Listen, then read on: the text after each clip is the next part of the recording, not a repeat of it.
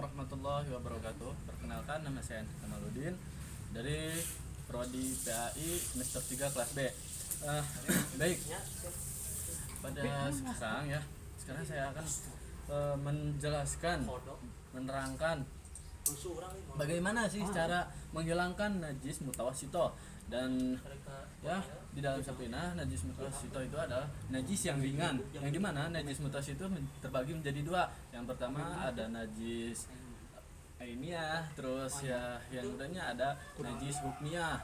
Ya, yang dinamakan najis ainiyah itu yaitu najis yang dimana keberadaan najis tersebut masih ada zatnya, masih ada baunya, terus masih ada warnanya. Ya pada intinya masih terlihat lah bahwa situ tuh ada kotoran gitu ya, contohnya kotoran kucing, ya itu ya, ketika kotoran kucing tersebut masih ada di tempatnya, yaitu disebutnya najis ainiyah. Nah terus yang kedua najis hukmiyah. Yang dinamakan najis hukmiyah itu adalah najis yang sudah tidak ada zatnya, ya, yang bisa disebut juga najis ketika najis hukmiyah ketika najis ainiyah tersebut sudah dihilangkan, maka jika tempat tersebut belum dibersihkan, ya maka tempat tersebut itu menjadi najis hukmiyah, yang menjadi najis hukmiyah. Nah, baik teman-teman, sebagaimana di depan saya itu di sini ada kotoran kucing, ya, yang dimana kotoran kucing tersebut masih ada, ya maka najis di sini itu disebutnya termasuknya itu najis ainiyah, yang dimana najis ainiyah itu ya sudah dijelaskan tadi bahwasanya najis ainiyah itu masih ada zatnya, warnanya, baunya, ya terbukti sekarang ya di sini tuh ada zatnya gitu ya, masih ada baunya dan masih ada warnanya gitu ya. Nah bagaimana sih cara untuk menghilangkannya? Cara untuk menghilangkan najis mutawasito di sini itu yang pertama itu kita itu harus menghilangkan zatnya terlebih dahulu. Ya di sini saya menggunakan tisu. Nah jika tidak ada tisu maka boleh menggunakan kain seperti ya kain kotor gitu ya, kain yang suka ada di dapur yang bisa disebut juga elap lah ya. Nah seperti ini kita hilangkan dulu zatnya ya. Kita hilangkan dulu zatnya sampai benar-benar hilang ya. Nah terbuktikan ya najis ya kotoran kucing yang tadi itu udah hilang ya, udah dibersihkan ya. Jika misalnya di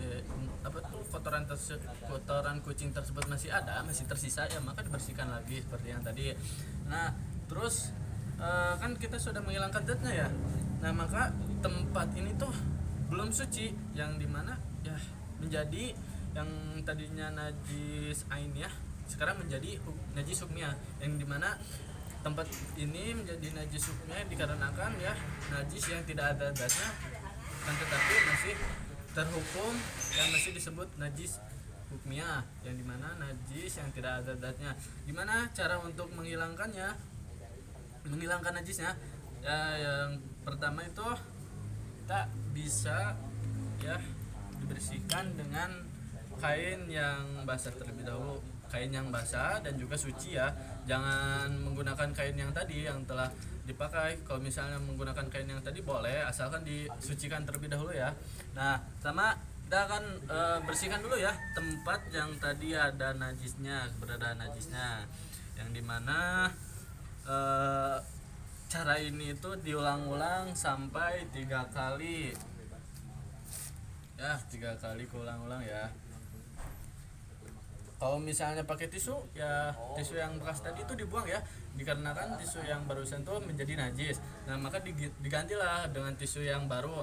Jika kita menggunakan kain, ya maka kain tersebut itu dibersihkan terlebih dahulu ya, disucikan, dibilas. Maka ketika kain tersebut sudah menjadi suci, maka bisa dipakai kembali. Nah sini kan tadi saya baru 1 kali ya. Nah, sekarang untuk kedua kalinya dibersihkan ya.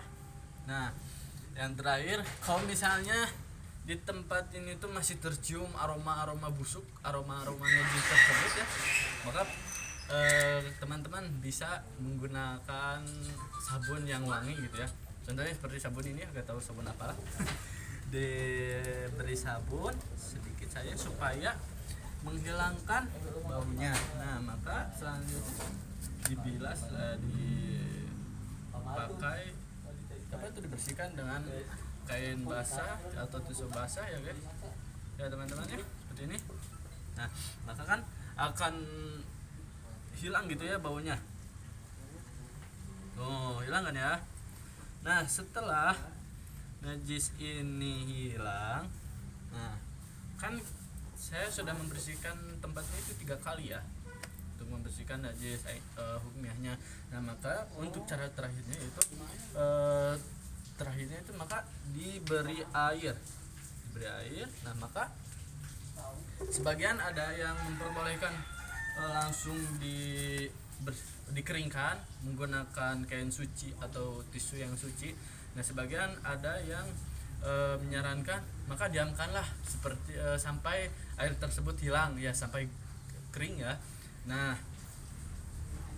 itu cara yang saya sampaikan ya, saya tahu. Ada juga cara yang secara langsung, yang dimana contoh misalnya najis tersebut sebelum tadi saya bersihkan langsung dibilas menggunakan air ya. Misalnya di sini ada kotoran kucing, terus saya mengambil air 1 ember yang besar, maka langsung ditumpahkan, langsung dibersihkan gitu ya, dibilas langsung dengan air. Maka caranya itu bisa dilakukan cara 3 kali, maka tempat itu menjadi suci. Baik, cukup demikian, cukup sekian dari saya yang bisa saya sampaikan. Mohon maaf apabila kurangnya. Terima kasih. Wassalamualaikum warahmatullahi wabarakatuh.